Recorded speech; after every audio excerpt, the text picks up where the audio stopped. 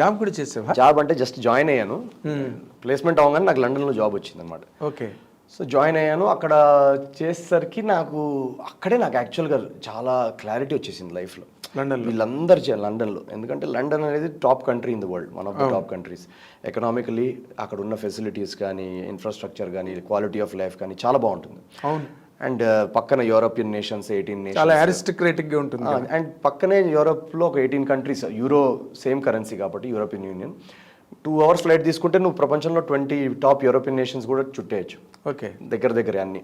So ఆ life కూడా నేను మా ఎంప్లాయీస్తో ఉన్నప్పుడు మేము వీకెండ్కి మా కంపెనీ వాళ్ళు ఏదన్నా కాన్ఫరెన్స్ ఉంది లేదా క్లయింట్ అని ఉంటే అటు పంపించేవాళ్ళు అనమాట, ప్యారిస్, స్పెయిన్ ఇది.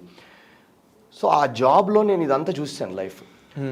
చూసేస్తే నాకు ఒక క్లారిటీ విపరీతంగా ఏమొచ్చేసిందంటే, ఈ ఫారెన్ కంట్రీకి వెళ్ళి జాబ్ చేసి వెల్ సెటిల్డ్ లైఫ్ ఏదైతే మనం ఉంది అని అంటున్నారో దానిలో నాకైతే సంతోషం లేదు అన్న క్లారిటీ వచ్చేసింది. ఎందుకంటే I was very unhappy. Why?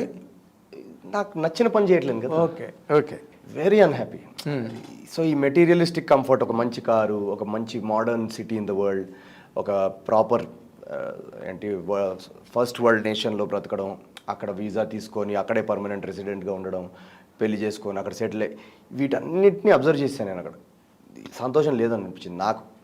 ఇంకెవరికైనా ఉండొచ్చు సంతోషం, నాకైతే యాక్టింగ్. అది చేయకపోతే నేను లైఫ్లో హ్యాపీగా ఉండను అన్న క్లారిటీ నాకు అక్కడ వచ్చింది. ఓకే. ఇంకా ఇంట్లో వాళ్ళకి చెప్తే అయితే ఒప్పుకోరు, చంపేస్తారు ఇంక అసలు.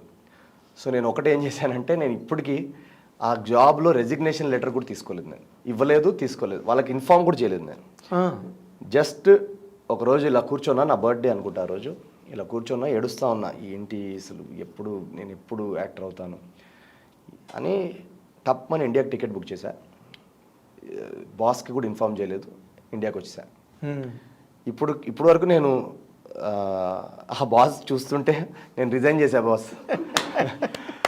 సో ఐ హోప్ మీకు తెలిసినట్టు ఉంటుంది అనుకుంటా ఈ పాటికి.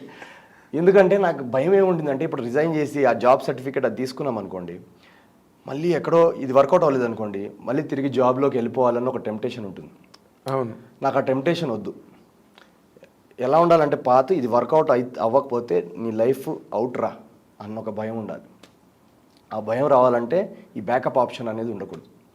అందుకే నేను ఆ జాబ్ సర్టిఫికేట్ కూడా తీసుకోలేదు. ఇంట్లో వాళ్ళకి కూడా చెప్పలేదు. ఒక 6 నెలలు బెంగళూరుకి వెళ్ళి ఒక థియేటర్ కంపెనీ జాయిన్ అయ్యి మెల్లగా థియేటర్ చేస్తున్నా. చేస్తూ మెల్లగా ఫ్యామిలీకి బ్రేక్ చేశాను. ఇది నాన్న సీన్ అనగానే ఇంకా మా సినిమాలో మురళీ శర్మ గారు పెట్టినట్టు పెద్ద సీన్ పెట్టారు మా ఇంట్లో. పెద్ద బ్యాండ్ అయింది. ఇంకా దాని తర్వాత నేను చాలా ఇంటర్వ్యూలో కూడా చెప్పా, ఒక పెద్ద ఫ్రిక్షన్ నాకు మా నాన్నగారికి, ఒక ఫ్రిక్షన్.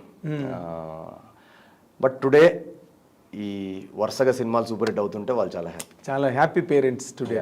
వాళ్ళు చాలా, ఇప్పుడు వాళ్ళ సంతోషం చూసి నాకు సంతోషం. ఎగ్జాక్ట్లీ. ఎందుకంటే వాళ్ళు చాలా ఒక ఆ 10 years చాలా బాధ అనుభవించారు. కొడుకు ఏంటి ఇలా ఉన్నాడు, ఎక్కడికి పైగా ఇంటి దగ్గర పరిస్థితులు కూడా ఏం చెప్పాలి ఇప్పుడు ఫ్యామిలీలో, ఏం చెప్పాలి?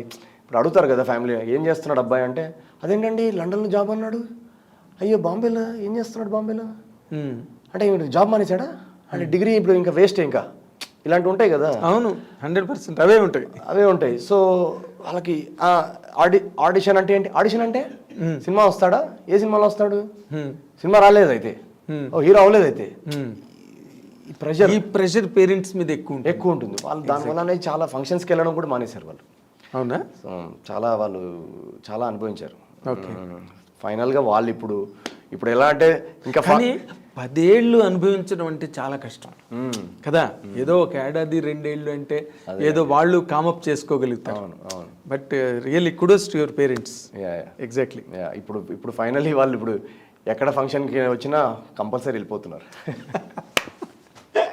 ఇక్కడ చాలా ఇంట్రెస్టింగ్ పాయింట్ దగ్గరికి వచ్చింది అసలు డిస్కషన్. ఎలా అంటే, ఇప్పుడు ఈ 10 ఏళ్ల స్ట్రగుల్లో ఇప్పుడు ఏదో అత్తగారు కొట్టినందుకు కాదు తోటికోడలు నవ్వినందుకని సామెత.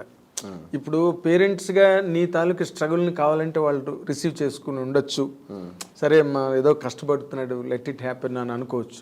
బట్ ఇరుగు పొరుగు వాళ్ళు, చుట్టాలు, బంధువులు, వీళ్ళు మాటలు ఉంటాయి. ఇందాక నువ్వు చెప్పావు స్టాండప్ కామెడీ ఉంటుంది, అది దాటి వచ్చిన తర్వాత today what is the real reaction from all of the relative circles? అందరూ హ్యాపీ అండి. అంటే అందరూ ఇప్పుడు ఎలా అంటే మొన్న ఏదో బ్యాంక్లోనో ఎక్కడికో వెళ్తే ఆవిడ పేరు అడిగారంట మా రిలేటివ్ది. ఇలా పోలీస్ శెట్టి అని సార్ నేను చెప్తే, పోలీస్ శెట్టియా, నవీన్ పోలీస్ శెట్టియా అంటే అవునని అంటే టప్మని లైన్ ముందుకి తీసుకెళ్ళిపోయారంట వాళ్ళు ఫోన్ చేశారు మా రిలేటివ్స్, మాకు లైన్లలో ముందుకెళ్ళిపోతున్నాం మేము. సో ఇలాంటి కొన్ని అడ్వాంటేజెస్ ఉన్నాయి. సో మా పేరెంట్స్ కూడా చాలా హ్యాపీ. నాకు వాళ్ళు ఆ యాంగ్జైటీ, ప్రతి పేరెంట్కి ఏంటంటే పిల్లోడు సెటిల్ అయిపోవాలని ఉంటుంది కదా. సో ఆ యాంగ్జైటీ తగ్గిపోయి వాళ్ళు హ్యాపీగా ఉంటే, వాళ్ళు పీస్ ఆఫ్ మైండ్తో ఉంటే నాకు పీస్ ఆఫ్ మైండ్. అంతేగా, నీకు అటు పక్క నుంచి ఇంకే రకమైన సెగ ఉండదు, కరెక్ట్, ప్రెషర్ ఉండదు, ఏముండదు. You enjoy your career. That's why thanks to Telugu audience, మా అమ్మ నాన్న టెన్షన్ తగ్గించినందుకు.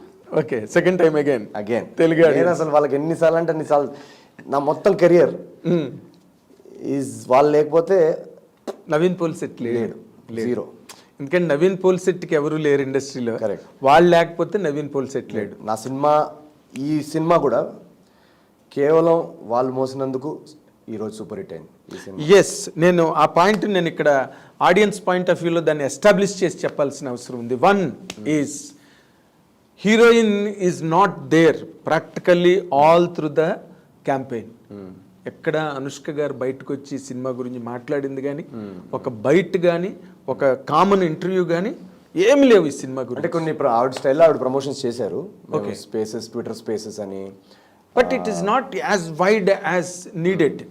ఇప్పుడు జవాన్ లాంటి సినిమా మీద ఈ సినిమా మీద జవాన్ పడింది. అవును, నాకు చాలా అంటే రామచిలక మీద పెద్ద పులి వచ్చి పడినట్టు పడింది. అది వచ్చి still film survived, right, against jawans onslaught, right. First point.